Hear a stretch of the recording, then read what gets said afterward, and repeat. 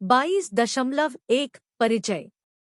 यह अध्याय शहरी गरीबी पर विशेष ध्यान देने के साथ गरीबी के समाजशास्त्रीय विश्लेषण पर प्रकाश डालता है। सैद्धांतिक रूपरेखा दो मुख्य दृष्टिकोणों पर प्रकाश डालती है जो गरीबी को परिभाषित करते हैं: सांस्कृतिक परिप्रेक्ष्य और स्थितिजन्य परिप्रेक्ष्य। इस अध्ययन का उद्देश्य न केवल गरीबी के मानवीय अनुभव को समझना है, बल्कि आधुनिक भारत में एक केंद्रीय विरोधाभास को भी संबोधित करना है। 50 वर्षों के लोकतंत्र, निरंतर आर्थिक विकास और सामाजिक न्याय के प्रति दृढ़ संवैधानिक समर्पण के बाद भी देश बड़े पैमाने पर गरीबी से जूझ रहा है। इस अध्याय का पहला खंड भारत में गरीबी अध्ययन और अनुसंधान के सामाजिक ऐतिहासिक विश्लेषण की पड़ताल करता है। ब्रिटेन और संयुक्त राज्य अमेरिका में प्रारंभिक गरीबी अध्ययन मुख्य रूप से शहरी गरीबी पर केंद्रित था। इसके विपरीत भारत में स्वतंत्रता प्राप्त करने के बाद से गरीबी पर अधिकांश शोध वृद्धि और विकास से संबंधित चिंताओं से प्रेरित थे। नेशनल सैंपल (NSS) के आंकड़ों के आधार पर आय और व्यय को गरीबी का बेहतर संकेतक माना गया। हालांकि भारत में शहरी गरीबी से संबंधित कई प्रश्न अनुत्तरित हैं। इसलिए यह अध्ययन कैलोरी खपत के विश्लेषण से परे अपने ढांचे का विस्तार करता है। इसमें पोषण संबंधी सेवन से परे कल्याण के आयाम शामिल हैं, जैसे आवास, स्वास्थ्य, शिक्षा, वैश्वीकरण का प्रभाव, बुनियादी सुविधाओं तक पहुंच और विभिन्न क्षेत्रों में सुविधा असमानताओं की जांच करता है। यह अध्याय वैश्वीकरण और गरीबी से इसके संबंध के साथ साथ गरीबी पर विकसित हो रहे नीतिगत परिप्रेक्ष्य की भी व्यवस्थित रूप से जांच करता है। हाल के शोध से पता चला है कि अलग-अलग देशों में गरीबी के लिए 3 मुख्य कारक जिम्मेदार हो सकते हैं: अपर्याप्त संसाधन या आर्थिक विकास में बाधाएं, सरकारी कमियां, केंद्रीय नियोजित अर्थव्यवस्था से बाजार संचालित अर्थव्यवस्था में परिवर्तन। इस पेपर के 3 मुख्य लक्ष्य हैं। सबसे पहले यह समझाएं कि गरीबी क्या है। अगला, उन स्थानों को ढूंढना जहां बहुत से लोग गरीब हैं। अंत में गरीबी का सावधानीपूर्वक अध्ययन करना और उन तरीकों का अध्ययन करना जिन तरीकों से लोग इसे हल करने का प्रयास कर रहे हैं। इस अध्याय का लक्ष्य गरीबी के बारे में और अधिक सीखना और नए विचारों के साथ आना है। 22.2 गरीबी क्या है? गरीबी को परिभाषित करना कोई साधारण बात नहीं है। यह कई अलग-अलग कारकों के कारण उत्पन्न एक जटिल मुद्दा है। आप कहाँ हैं, इसके आधार पर गरीबी कैसी दिखती है, यह बदल सकती है। ऐसी कोई एक सीधी रेखा नहीं है जो दर्शाती हो कि गरीबी कैसे होती है। इसके बजाय यह आर्थिक, सामाजिक, मनोवैज्ञानिक, सांस्कृतिक और राजनीतिक कारकों से बने एक जाल की तरह है। ये सभी चीजें मिलकर गरीबी को पैदा करने और बनाए रखने का काम करती है। कभी-कभी वास्तविक गरीबी को देखना आसान नहीं होता है, और जो गरीबी जैसी दिखती है वह वास्तव में नहीं हो सकती है। इसलिए गरीबी से छुटकारा पाने के लिए सिर्फ एक योजना नहीं हो सकती, क्योंकि यह हर समाज में अलग-अलग है। जब हम बड़े पैमाने पर गरीबी के बारे में बात करते हैं तो हम उन चीजों को देखते हैं, जैसे कि लोगों के पास कितना पैसा है या सरकार सभी के लिए क्या चीजें उपलब्ध कराती है। हम उन चीजों के बारे में भी सोचते हैं जिन्हें देखना इतना आसान नहीं है, जैसे स्वच्छ हवा होना, सम्मानित महसूस करना, अपने जीवन पर नियंत्रण रखना और बहुत अधिक बीमारी या अपराध न होना। कुछ लोग कहते हैं कि गरीबी मापने का सबसे अच्छा तरीका यह देखना है कि लोगों के पास कितना पैसा है और वे क्या खरीदते हैं। इस तरह हम उन चीजों को शामिल कर सकते हैं जो दुकानों में नहीं बेची जाती हैं, जैसे स्वच्छ हवा और लोकतंत्र, उन्हें एक मौद्रिक मूल्य देकर जिसे हम समय के साथ और स्थानों के बीच तुलना कर सकते हैं। लेकिन कुछ लोग इस विचार से सहमत नहीं हैं। वे कहते हैं कि जब हम गरीबी को देखते हैं तो हम अक्सर साझा जमीन और सरकार द्वारा प्रदान की जाने वाली चीजों को भूल जाते हैं। वे यह भी सवाल करते हैं कि क्या हम वास्तव में जीवन की सभी अच्छी और बुरी चीजों को सार्थक मूल्यों में बदल सकते हैं। विश्व बैंक ने गरीबी से लड़ने की अपनी योजना के हिस्से के रूप में गरीबी पर अध्ययन किया है, जिसे पावर्टी असेसमेंट (पीए) कहा जाता है। 1996 तक उन्होंने इनमें से लगभग 50 अध्ययन किए थे और कुछ देशों में एक से अधिक भी थे। जिस तरह से वे तय करते हैं कि गरीबी किसे माना जाए वह हर जगह एक जैसा नहीं है। कुछ देशों में पैसे की एक निश्चित राशि होती है जिसे वे गरीबी रेखा कहते हैं, जबकि अन्य यह देखते हैं कि परिवार में कितने लोग हैं, इसके आधार पर एक परिवार कितना खर्च करता है। गरीबी का पता लगाने के उनके तरीके में यह अंतर उनके द्वारा एकत्र किए गए डेटा की तुलना करना कठिन बनाता है, क्योंकि संख्याओं का उपयोग करने का एक कारण यह है कि उनकी तुलना समय के साथ और स्थानों के बीच की जा सकती है। 22.3 ऐतिहासिक संदर्भ में गरीबी अध्ययन को समझना। गरीबी के अध्ययन का ब्रिटेन में 19वीं सदी के अंत और 20वीं सदी की शुरुआत का एक लंबा इतिहास रहा है। इस समय के दौरान यह अनुभवजन्य समाजशास्त्र के उद्भव के साथ निकटता से जुड़ा हुआ था।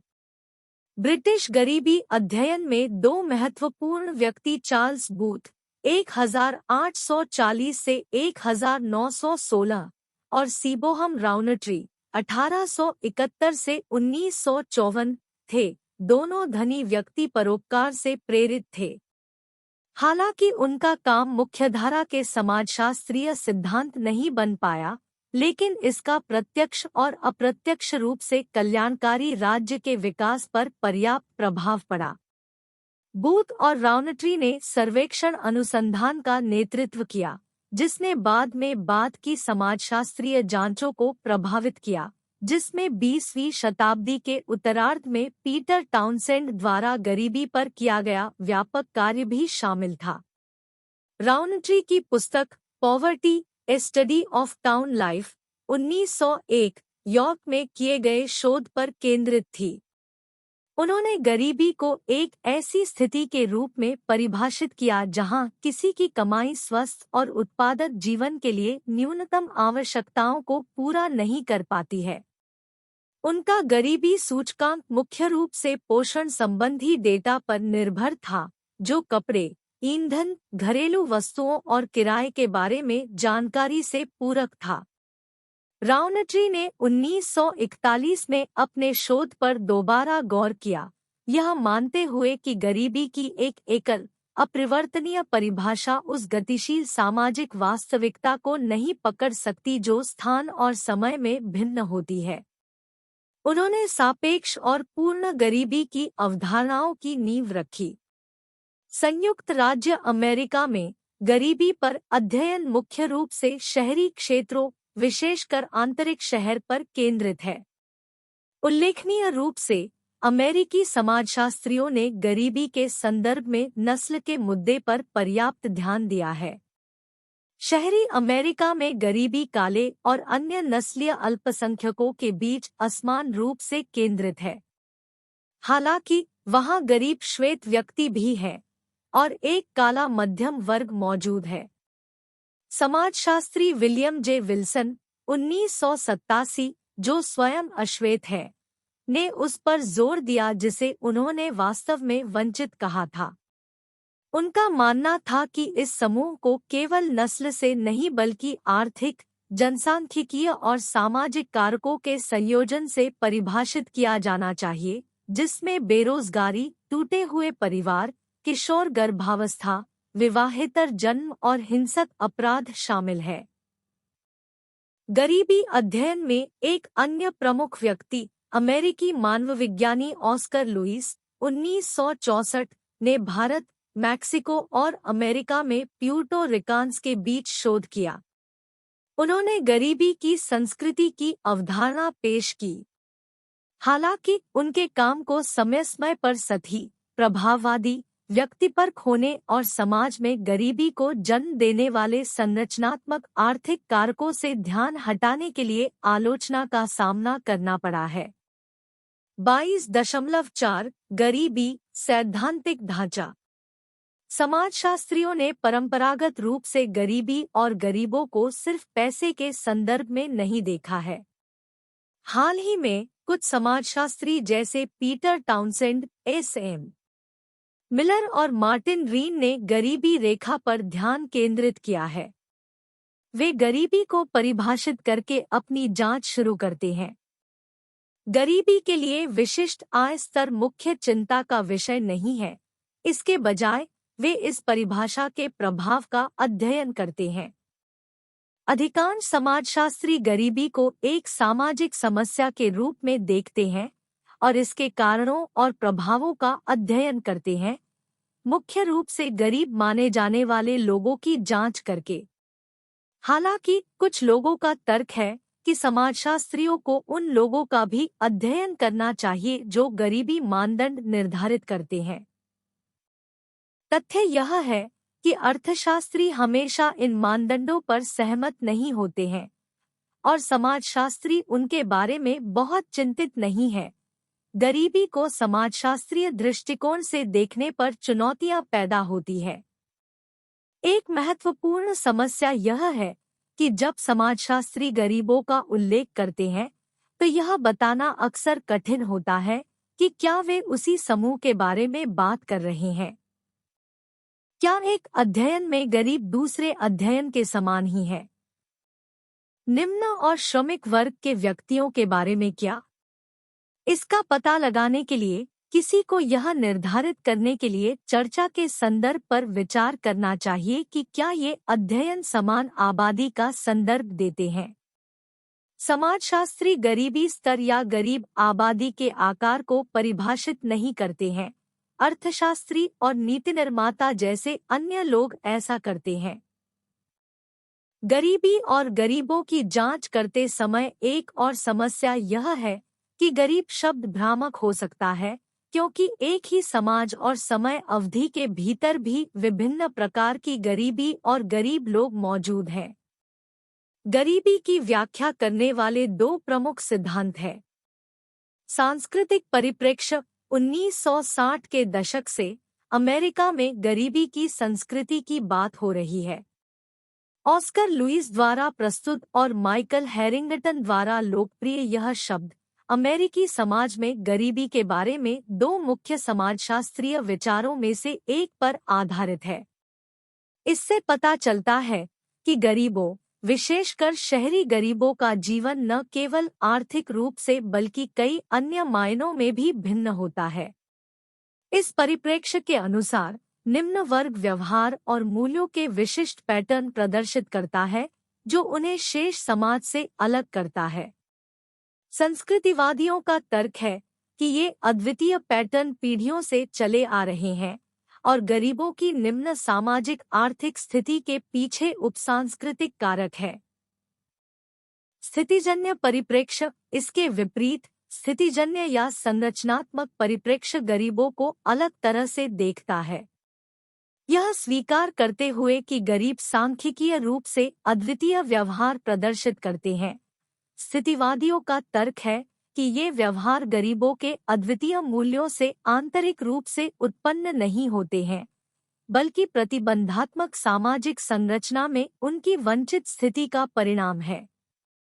इस दृष्टिकोण के अनुसार गरीब अलग तरह से कार्य करते हैं, इसलिए नहीं कि उनके पास अपनी अनूठी मूल्य प्रणालियां हैं, बल्कि इसलिए कि उन्होंने प्रमुख मूल्यों को आत्मसात कर लिया है और फिर भी उन्हें सामाजिक रूप से स्वीकृत चैनलों के भीतर महसूस करने के अवसरों की कमी है। स्थितिवादियों का मानना है कि गरीबी से निपटने के लिए हमें गरीबों को बदलने के बजाय सामाजिक संरचना को बदलने पर ध्यान देना चाहिए। 22.5 भारत में गरीबी अध्ययन। भारत में गरीबी अध्ययन मुख्य रूप से अर्थशास्त्रियों का क्षेत्र रहा है, समाजशास्त्रियों का नहीं। वर्धन और श्रीनिवासन 1974, दंतवाला 1973, कृष्णास्वामी। ये अध्ययन विकास योजना पर ध्यान केंद्रित करके संचालित किए गए हैं, जहां अर्थशास्त्रियों ने अग्रणी भूमिका निभाई है। आजादी के तुरंत बाद स्थापित योजना आयोग ने गरीबी पर अनुसंधान शुरू करने, प्रोत्साहित करने और व्यवस्थित करने में महत्वपूर्ण भूमिका निभाई। भारत में गरीबी के कारण प्रकृति और उन्मूलन लंबी चर्चा का विषय रहे हैं। औपनिवेशिक काल के दौरान भारतीय लेखकों ने मुख्य रूप से भारत की गरीबी पर ध्यान केंद्रित किया और इसके लिए शाही शक्ति के साथ शोषण और असमान आदान प्रदान को जिम्मेदार ठहराया। उपनिवेशवाद से मुक्ति के बाद जैसे ही नीतियां राष्ट्रीय बन गई, भारत के भीतर गरीबी को दूर करने पर ध्यान केंद्रित हो गया।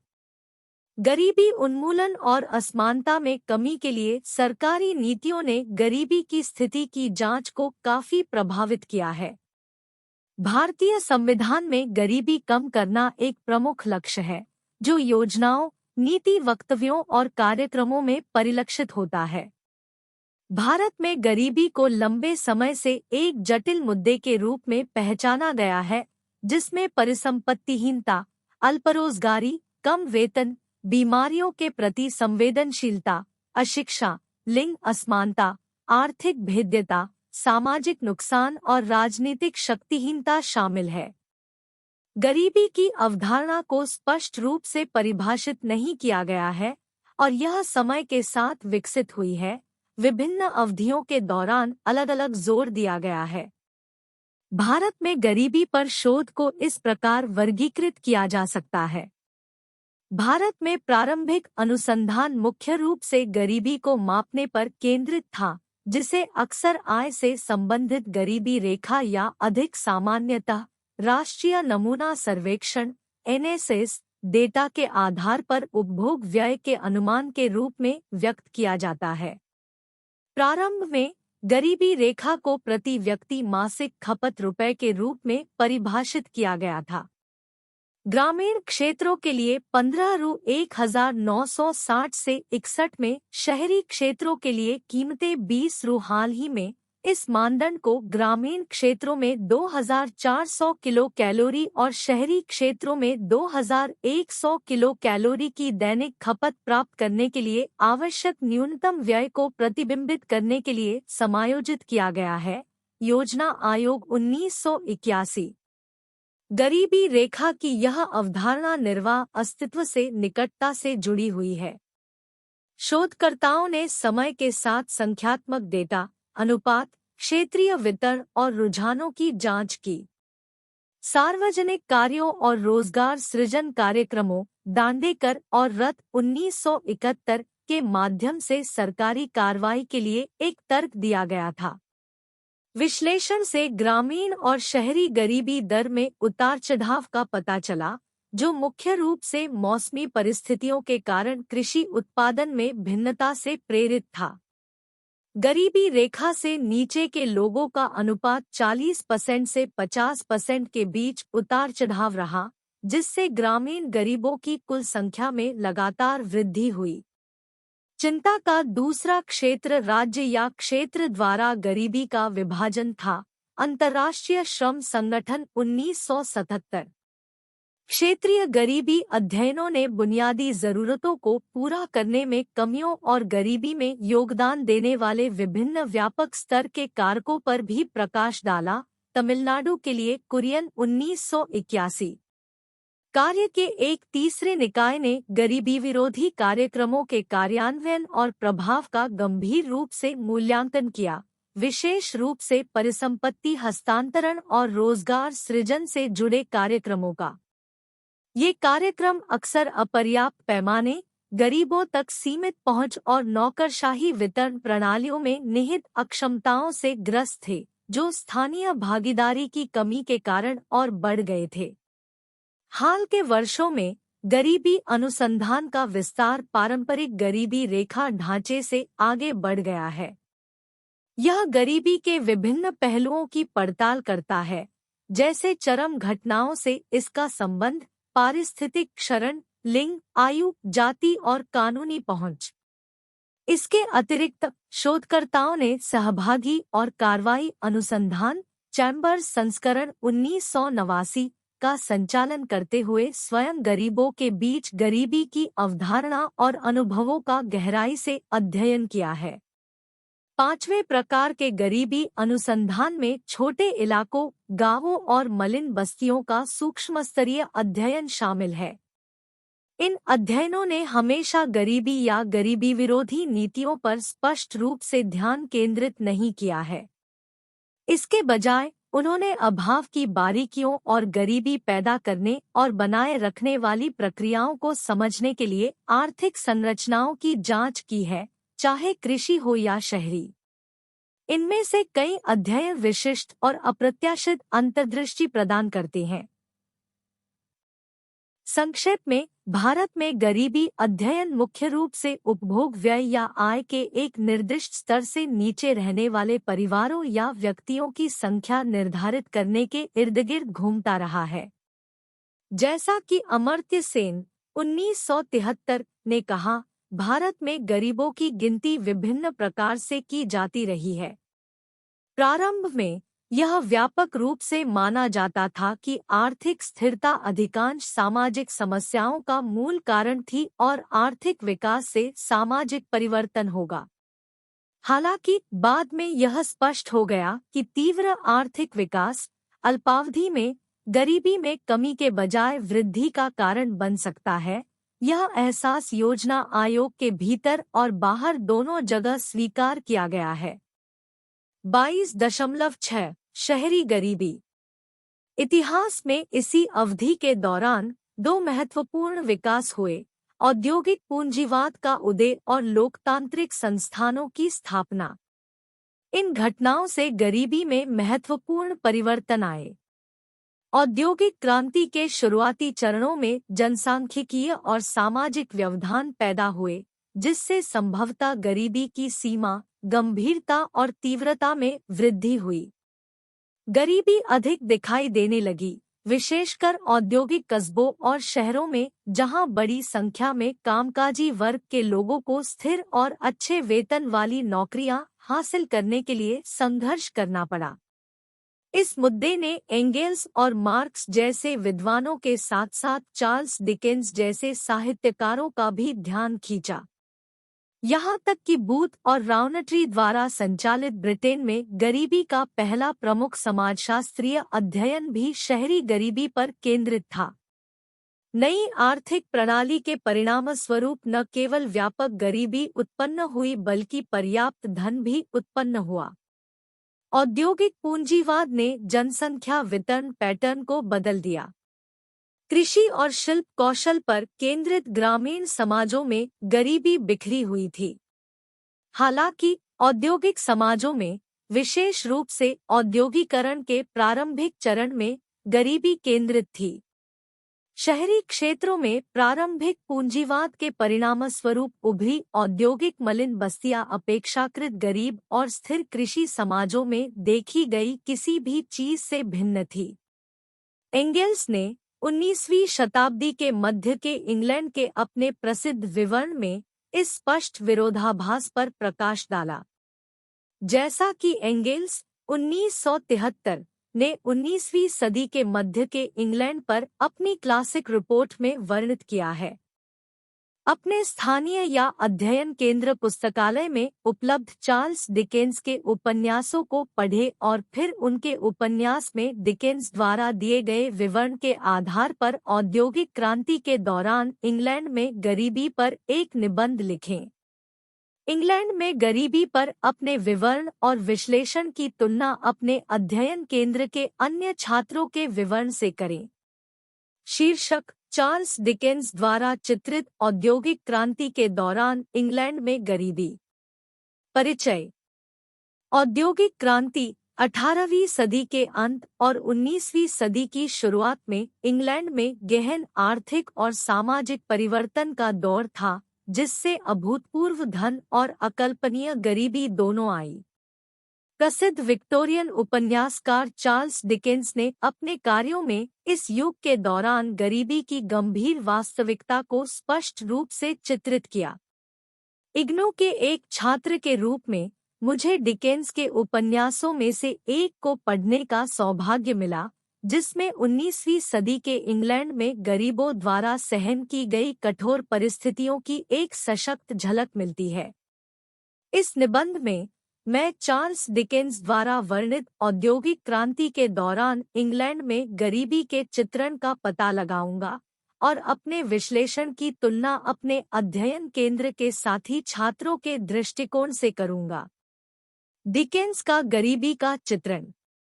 चार्ल्स डिकेंस एक कुशल कहानीकार थे जिन्होंने अपने उपन्यासों का उपयोग औद्योगिक क्रांति के दौरान गरीबों की घोर असमानताओं और पीड़ाओं को उजागर करने के लिए किया था।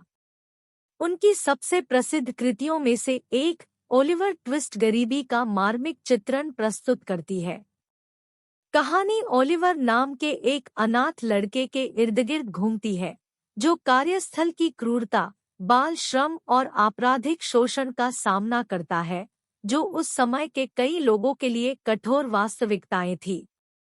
ओलिवर ट्विस्ट में डिकेंस ने कार्यस्थलों, निराश्रितों के लिए डिजाइन किए गए संस्थानों का वर्णन अत्यधिक भीड़भाड़, अपर्याप्त भोजन और कठोर अनुशासन वाले गंभीर स्थानों के रूप में किया है। कुख्यात वाक्यांश कृपया सर, मुझे कुछ और चाहिए ओलिवर द्वारा अधिक दलिया का अनुरोध करते समय बोला गया, गरीबों द्वारा सामना की जाने वाली हताशा और अभाव का प्रतीक है।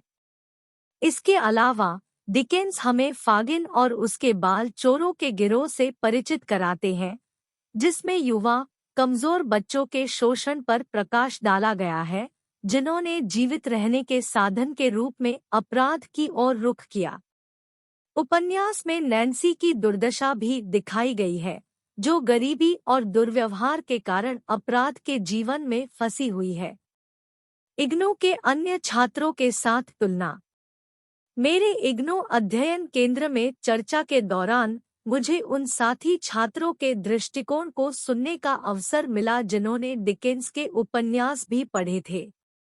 यह ध्यान रखना दिलचस्प था कि उनमें से कई ने औद्योगिक क्रांति के दौरान इंग्लैंड में गरीबी के चित्रण के संबंध में समान अंतर्दृष्टि साझा की। एक छात्र ने बताया कि डिकेंस के कार्यों में गरीबी के अमानवीय प्रभावों पर जोर दिया गया है।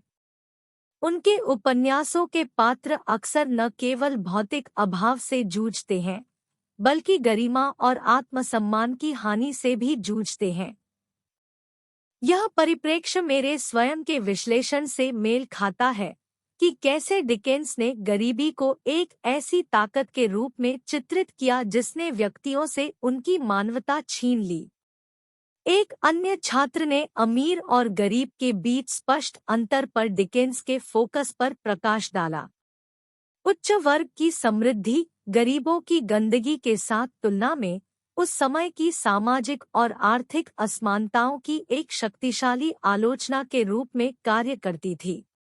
डिकेंस की कहानी कहने का यह पहलू मेरे साथ भी जुड़ा, क्योंकि इसने युग को परिभाषित करने वाली गहरी असमानताओं को रेखांकित किया। इसके अलावा मेरे अध्ययन केंद्र के कई छात्रों ने सामाजिक सुधार के लिए डिकेंस के आह्वान पर चर्चा की। उन्होंने माना कि उनके उपन्यास केवल काल्पनिक रचनाएं नहीं थे, बल्कि परिवर्तन की वकालत करने के सशक्त माध्यम भी थे। डिकेंस ने अपनी कहानी कहने का उपयोग अपने समय के अन्यायों पर प्रकाश डालने और करुणा और कार्रवाई को प्रेरित करने के लिए किया। निष्कर्ष। चार्ल्स डिकेंस के उपन्यासों में, जिनमें ओलिवर ट्विस्ट भी शामिल है, औद्योगिक क्रांति के दौरान इंग्लैंड में गरीबी का चित्रण बेहद सजीव है। डिकेंस ने गरीबों की शारीरिक, भावनात्मक और नैतिक पीड़ा को उत्कृष्टता से चित्रित किया है। इग्नू के एक छात्र के रूप में मैंने पाया कि गरीबी के बारे में डिकेंस के चित्रण का मेरा विश्लेषण मेरे साथी छात्रों के दृष्टिकोण से काफी मेल खाता है। हम सभी ने साहित्य की समाज के लिए एक दर्पण के रूप में काम करने की शक्ति को पहचाना, जो अतीत की कठोर वास्तविकताओं को प्रतिबिंबित करता है और साथ ही हमें अधिक न्यायसंगत और न्यायसंगत भविष्य के लिए प्रयास करने का भी आग्रह करता है। डिकेंस के कार्य समाज में गरीबी और असमानता को दूर करने के स्थायी महत्व की मार्मिक याद दिलाते हैं। प्रत्येक प्रमुख शहर में एक या एक से अधिक क्षेत्र होते हैं जहां गरीब श्रमिक वर्ग के लोग एक दूसरे से सटे हुए रहते हैं। हालांकि गरीबी कभी कभी अमीरों की हवेली के पास की संकरी गलियों में छिपी हुई पाई जा सकती है, लेकिन आम तौर पर इसका अपना क्षेत्र आवंटित होता है उन लोगों की नजरों से दूर जो अधिक भाग्यशाली होते हैं, जहां इसे जीवित रहने के लिए संघर्ष करना पड़ता है। गरीबी और भीड़-भाड़ इन औद्योगिक मलिन बस्तियों की सबसे स्पष्ट विशेषताएं हैं। बूथ की जांच से पता चला कि दुनिया के औद्योगिक और वाणिज्यिक केंद्र लंदन में गरीबी कितनी केंद्रित थी। उनके शोध का एक उल्लेखनीय पहलू उनके मानचित्रों का उपयोग था, जो शहर में गरीबी के वितरण को प्रदर्शित करता था। प्रत्येक सड़क में इसकी गंभीरता को इंगित करने के लिए अलग-अलग रंगों का उपयोग करता था। ऐसा नहीं है कि विशिष्ट क्षेत्रों में गरीबी का जमावड़ा या गरीबों का अलगाव कोई नई अवधारणा थी। यह औद्योगिक पूंजीवाद के आगमन से बहुत पहले से ही ग्रामीण समुदायों में मौजूद था। भारत इस अलगाव और बहिष्कार का एक प्रमुख उदाहरण है, जो औद्योगिक युग से बहुत पहले से प्रचलित है। विस्तृत अध्ययनों से बार बार पता चला है कि कैसे ग्रामीण समुदायों के कुछ हिस्सों, आमतौर पर सबसे गरीब, को समुदाय के कई बुनियादी संसाधनों से अलग कर दिया गया और उन तक पहुंच से वंचित कर दिया गया। बेटेल 1965। भारत में अन्य स्थानों की तरह अलगाव और बहिष्कार जाति द्वारा और अन्यत्र नस्ल द्वारा निर्धारित थे, लेकिन गरीबी ने इन गतिशीलता में महत्वपूर्ण भूमिका निभाई। सामाजिक हानियां और आर्थिक कठिनाइयां अतीत में आपस में घनिष्ठ रूप से जुड़ी हुई थी, जैसे कि वे अभी भी काफी हद तक हैं। बूथ, राउनेट्री और अन्य द्वारा किए गए अध्ययन न केवल गरीबी के आर्थिक पहलुओं बल्कि इसके सामाजिक आयामों से भी संबंधित थे। जबकि आय और व्यय महत्वपूर्ण थे, नौकरी की सुरक्षा, परिवार और समुदाय से अलगाव, भीड़-भाड़, स्वच्छता और स्वास्थ्य जैसे अन्य कारक भी महत्वपूर्ण विचार थे। गरीबी के समाजशास्त्रीय विवरणों में सटीकता की कमी हो सकती है, लेकिन उनका लक्ष्य एक व्यापक दृष्टिकोण प्रदान करना है। यहाँ तक कि जब व्यक्ति और परिवार अपनी औसत आय और खर्च में वृद्धि देखते हैं, तब भी उन्हें नुकसान और अभाव की पुरानी भावना का अनुभव हो सकता है, और इस भावना को स्वीकार किए बिना गरीबी का अध्ययन अधूरा होगा। औद्योगिक पूंजीवाद के प्रारंभिक चरण महत्वपूर्ण जनसंख्या आंदोलनों द्वारा चिह्नित थे, क्योंकि लोग गांवों से कस्बों और शहरों और दुनिया भर के विभिन्न भौगोलिक और सांस्कृतिक क्षेत्रों में स्थानांतरित हो गए थे। हालांकि ये प्रवास अक्सर रिश्तेदारी और सामुदायिक संबंधों के बाद होते थे, लेकिन ये हमेशा व्यक्तिगत प्रवासियों के लिए आजीविका और सुरक्षा की गारंटी नहीं देते थे। आर्थिक कठिनाइयां अक्सर सामाजिक और सांस्कृतिक व्यवधानों के साथ आती थी। जो नई बस्तियां उभरी, उनमें अक्सर व्यवहार को नियंत्रित करने वाले नियमों में ढील के साथ कामचलाऊ प्रकृति होती थी। महिलाएं और बच्चे अक्सर नए-नए प्रकार के सामाजिक दुर्व्यवहार के शिकार बनते थे। 22.7 भारत में शहरी गरीबी। इस अध्याय में चर्चा भारत में शहरीकरण, गरीबी और आर्थिक विकास के बीच संबंधों के इर्द-गिर्द घूमती है। यह देखा गया है कि शहरीकरण का स्तर विशिष्ट औद्योगिक या शहरीकरण उपायों के बजाय समग्र आर्थिक विकास संकेतकों से निकटता से जुड़ा हुआ है। इसके अलावा ग्रामीण और शहरी गरीबी के बीच एक मजबूत संबंध है, क्योंकि वे आपस में जुड़े हुए हैं। उच्च श्रम गतिशीलता का मतलब है कि जब ग्रामीण इलाकों में स्थितियां गंभीर होती हैं, तो ग्रामीण क्षेत्रों से लोग बेहतर अवसरों की तलाश में शहरों की ओर चले जाते हैं। इसके विपरीत ग्रामीण समृद्धि शहरी गतिविधियों और सापेक्ष शहरी समृद्धि को बढ़ा सकती है।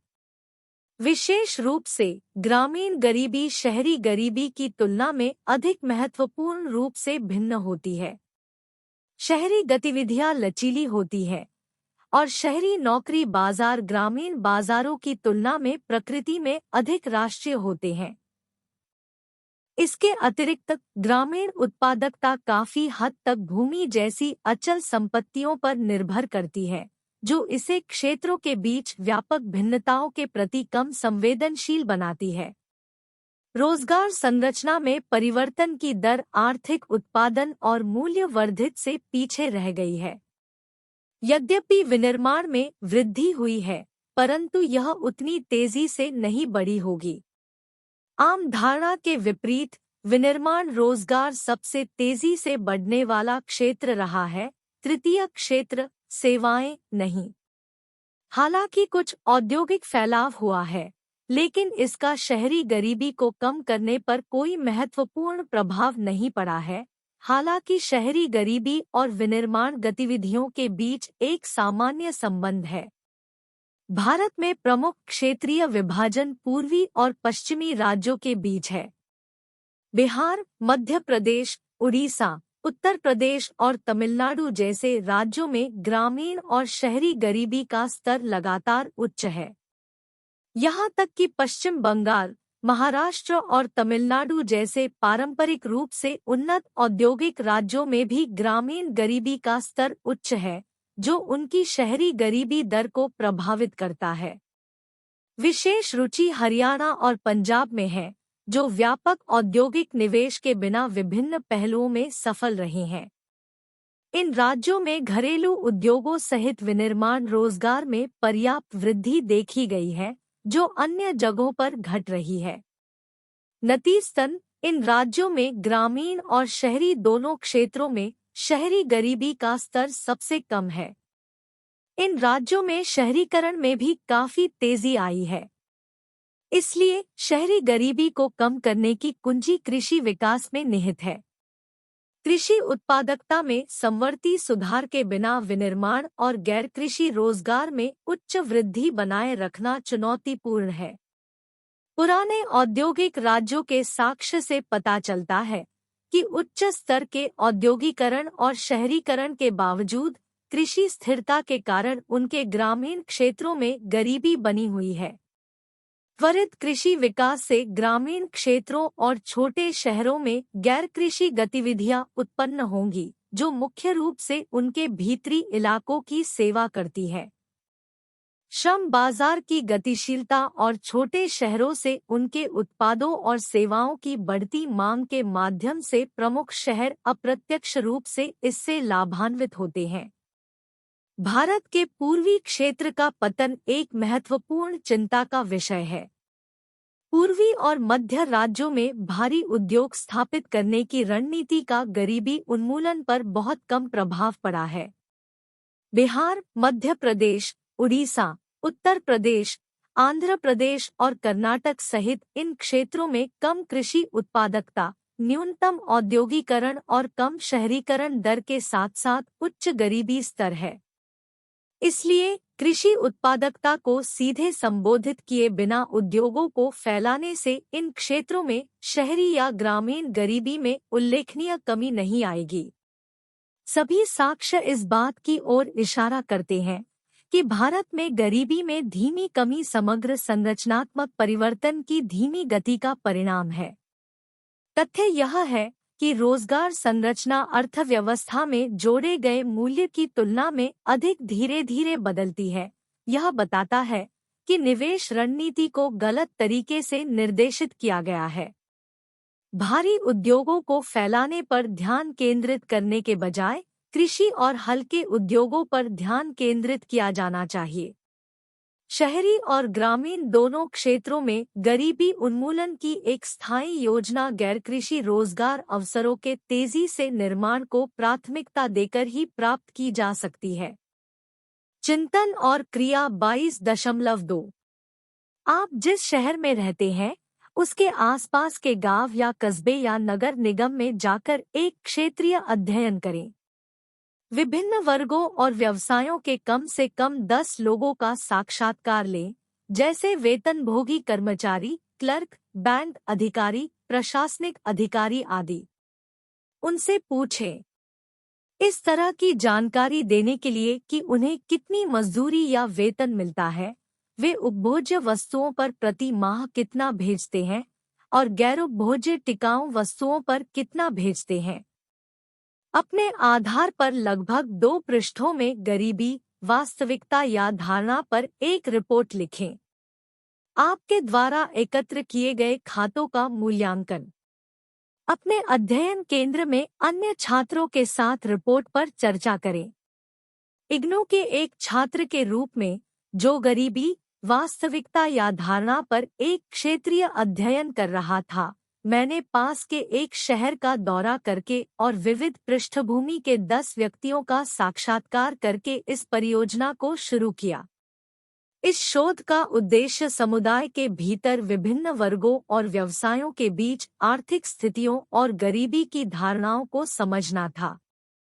जिन व्यक्तियों से मैंने साक्षात्कार किया, वे समाज के विभिन्न वर्गों का प्रतिनिधित्व करते थे, जिनमें दिहाड़ी मजदूर, क्लर्क, बैंक अधिकारी और प्रशासनिक अधिकारी शामिल थे। मैंने उनकी आय, उपभोज्य वस्तुओं पर मासिक खर्च और उनके पास गैर-उपभोज्य टिकाऊ वस्तुओं की संख्या पर डेटा एकत्र किया। यहाँ निष्कर्षों का सारांश दिया गया है। दिहाड़ी मजदूर 4 उत्तरदाता। मासिक आय 5,000 रुपये से 10,000 रुपये तक। मासिक व्यय उनकी आय का लगभग 70% उपभोग्य सामग्रियों पर होता है, जिसमें भोजन, किराया और उपयोगिताएं शामिल है। गैर-उपभोज्य वस्तुएं आम तौर पर उनके पास कपड़े और मोबाइल फोन बुनियादी आवश्यकताओं के अलावा कुछ या कोई टिकाऊ वस्तुएं नहीं होती थी। क्लर्क 2 उत्तरदाता। मासिक आय लगभग 25,000 रुपये। मासिक व्यय उनकी आय का लगभग 50% उपभोग्य सामग्रियों पर खर्च होता है, जिसमें बेहतर गुणवत्ता वाला भोजन और कभी-कभार अवकाश गतिविधियां शामिल है। गैर-उपभोज्य वस्तुएं उनके पास रेफ्रिजरेटर, टेलीविजन और दोपहिया वाहन जैसी कुछ टिकाऊ वस्तुएं थी।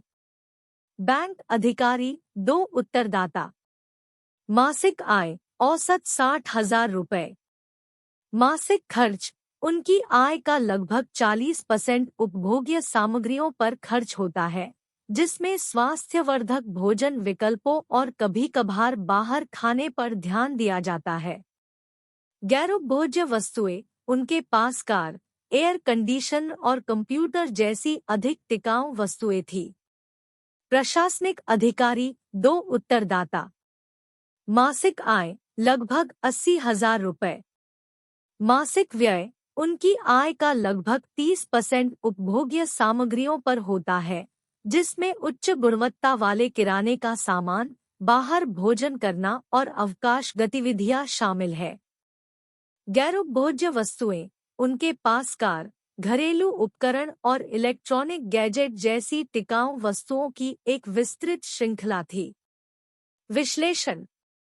इन साक्षात्कारों से यह स्पष्ट है कि विभिन्न व्यावसायिक वर्गों के बीच आय और व्यय की आदतों में महत्वपूर्ण असमानता है।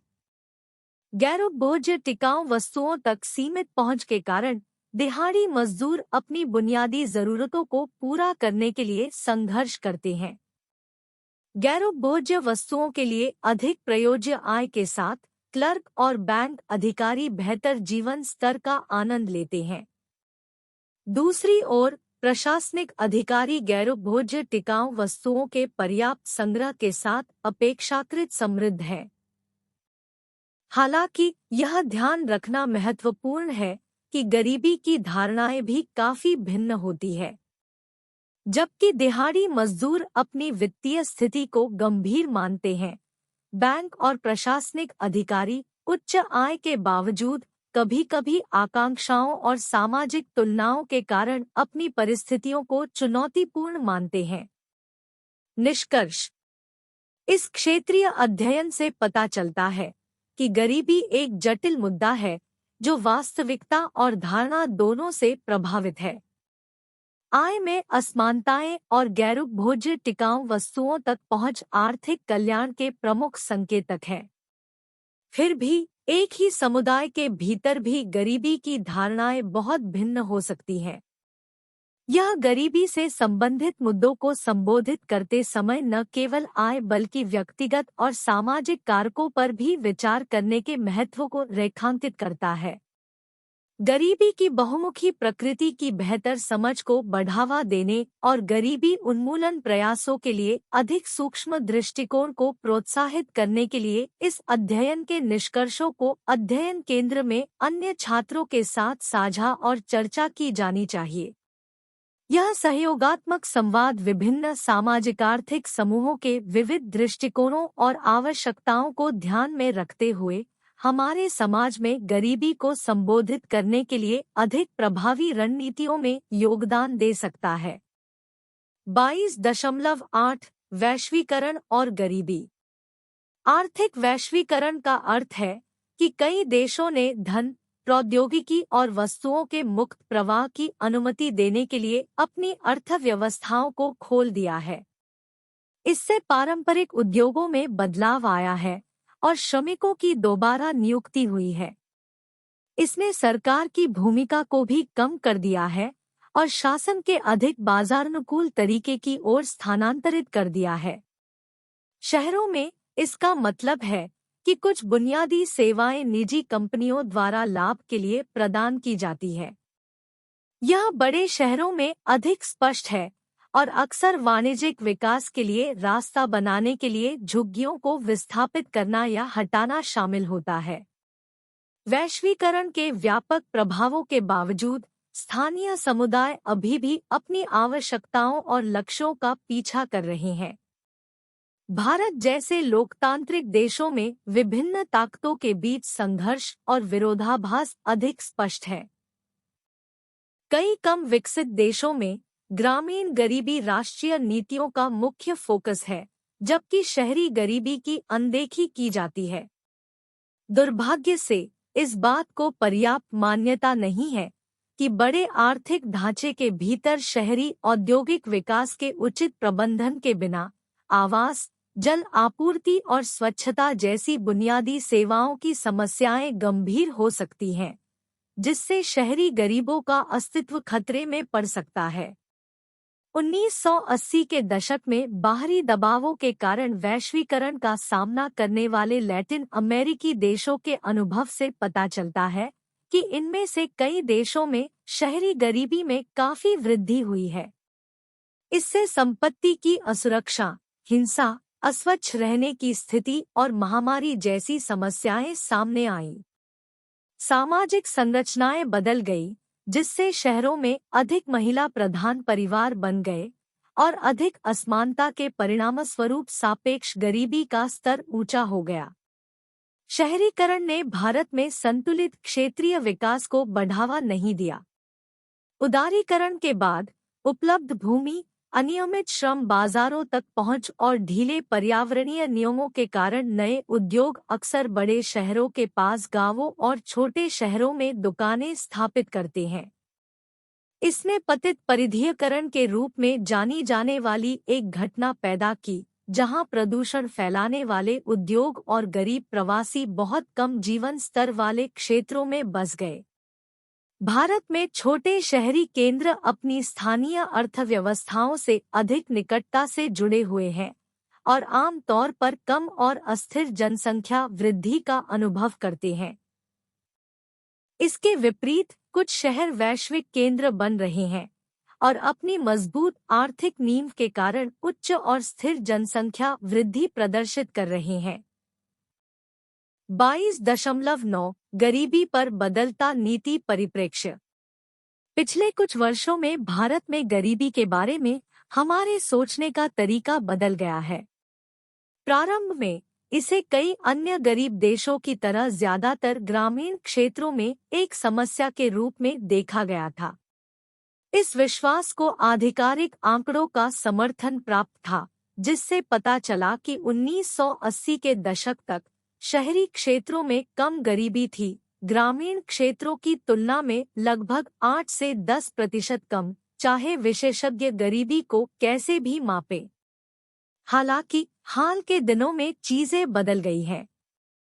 1980 के दशक के उत्तरार्ध में शहरी और ग्रामीण गरीबी के स्तर के बीच का अंतर बहुत कम हो गया। वास्तव में योजना आयोग द्वारा नियुक्त विशेषज्ञों के एक समूह ने यहां तक बताया कि शहरी गरीबी ग्रामीण गरीबी से आगे निकल गई है। लेकिन 1990 के दशक में शहरी गरीबी का स्तर फिर से नीचे चला गया और एक बार ग्रामीण गरीबी से भी कम हो गया। हालांकि अंतर कम होने के बावजूद यह 1980 के दशक की तुलना में 1993 से 94 में अभी भी छोटा था।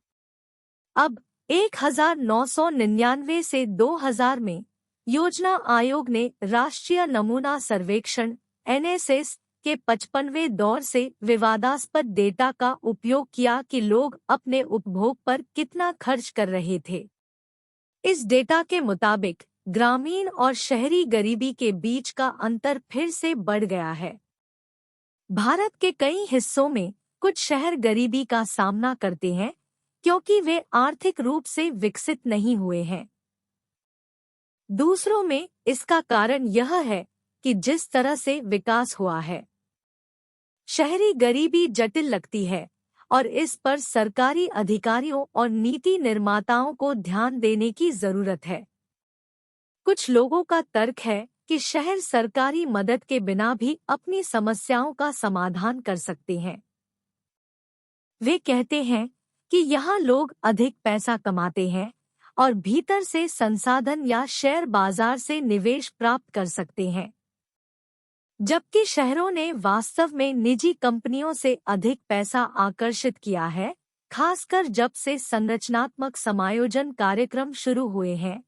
इस पैसे का अधिकांश हिस्सा बुनियादी ढांचे के निर्माण जैसी लाभदायक परियोजनाओं में जाता है। मलिन बस्तियों में सुधार के लिए बहुत कम फंडिंग है। ऐसा इसलिए है क्योंकि राजनीतिक व्यवस्था पारदर्शिता को प्रोत्साहित करती है और धन को एक क्षेत्र से दूसरे क्षेत्र में ले जाने का समर्थन नहीं करती है। इसलिए स्थानीय सरकारों के लिए शहर के धनी हिस्सों से धन इकट्ठा करना और स्लम क्षेत्रों में सेवाएं प्रदान करने के लिए इसका उपयोग करना कठिन है।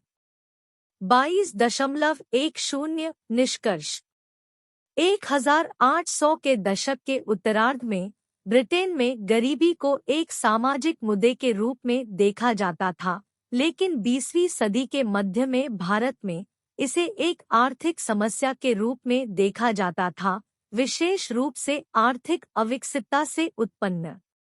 आर्थिक स्थिरता और पिछड़ेपन के कारण गरीबी से छुटकारा पाना बहुत कठिन हो जाता है, खासकर जब जनसंख्या में वृद्धि अधिक हो। हालांकि धीमी जनसंख्या वृद्धि के साथ आर्थिक रूप से उन्नत देशों में गरीबी, यहाँ तक कि पूर्ण गरीबी भी बनी रहती है। भारत में गरीबी से निपटने के प्रयास 4 रणनीतियों पर निर्भर हैं: आर्थिक विकास, धन पुनर्वितरण, बुनियादी जरूरतों को पूरा करना और प्रत्यक्ष लक्षित कार्यक्रम। हम प्रदर्शन का आकलन करने के लिए इन रणनीतियों का उपयोग कर सकते हैं। स्वतंत्रता प्राप्ति के बाद से भारत की दीर्घकालिक आर्थिक विकास दर 3.8% रही है, लेकिन जब आप जनसंख्या वृद्धि का हिसाब लगाते हैं तो यह गिरकर 1.1% हो जाती है। आर्थिक विकास समय, क्षेत्र या अर्थव्यवस्था के क्षेत्रों के अनुरूप नहीं रहा है। कभी-कभी इसने गरीबी को सीमित कर दिया है, जबकि अन्य मामलों में इसने असमानताओं को और खराब कर दिया है। भूमि सुधार, जिसका उद्देश्य भूमि का पुनर्वितरण करना है, एक राष्ट्रीय लक्ष्य रहा है, लेकिन इसका कार्यान्वयन अलग अलग राज्यों पर निर्भर करता है। भूमिहीन लोगों और छोटे किसानों के बीच अलग अलग हितों और भूमि स्वामित्व सीमा निर्धारित करने और लागू करने में कठिनाइयों से चुनौतियां उत्पन्न होती है। परिणामस्वरूप केवल 10 से 12% कृषि भूमि का संभावित पुनर्वितरण किया जा सका। गरीबों के लिए बुनियादी जरूरतों के प्रावधान के लिए अकादमिक या अंतर्राष्ट्रीय वकालत की प्रतीक्षा नहीं की गई। ग्रामीण या शहरी निवास, लिंग और जाति की स्थिति जैसे कारकों के आधार पर विभिन्न राज्यों में न्यूनतम आवश्यकताओं की उपलब्धता भिन्न भिन्न थी। हालांकि ये प्रावधान विकेंद्रीकृत नहीं है और हमेशा सबसे वंचितों को लक्षित नहीं करते हैं। प्रत्यक्ष कार्यक्रम लक्ष्य समूहों की अवधारणा से संबंधित है, जो गरीबी रेखा से ली गई है, जो तकनीकी रूप से गरीब, आय या उपभोग के आधार पर, और जो नहीं है, के बीच अंतर करती है। गरीबी उन्मूलन रणनीतियों में गरीबी रेखा और लक्ष्य समूह बारीकी से जुड़ी हुई अवधारणाएं हैं। भारत में गरीबी उन्मूलन की ये रणनीतियां समय के साथ विकसित हुई है, जो गरीबी की जटिल प्रकृति और इसे प्रभावी ढंग से संबोधित करने की चुनौतियों को दर्शाती है।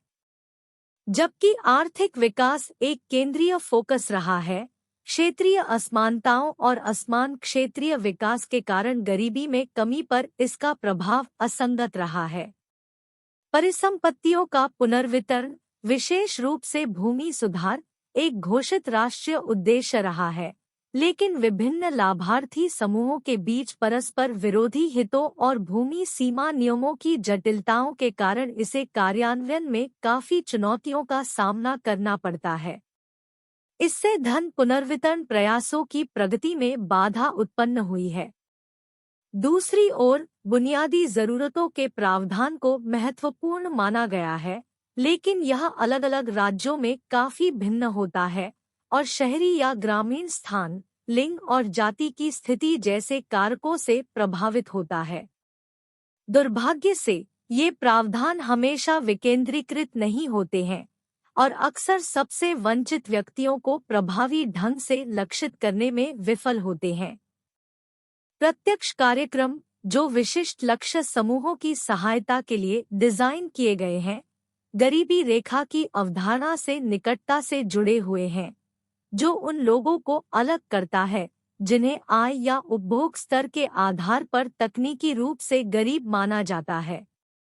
इन कार्यक्रमों का लक्ष्य गरीबी रेखा से नीचे आने वाले लोगों को सहायता प्रदान करना है, लेकिन उनकी प्रभावशीलता विभिन्न कारकों से प्रभावित हुई है, जिसमें गरीबी रेखा की सटीकता और लक्ष्य समूहों की पहचान शामिल है।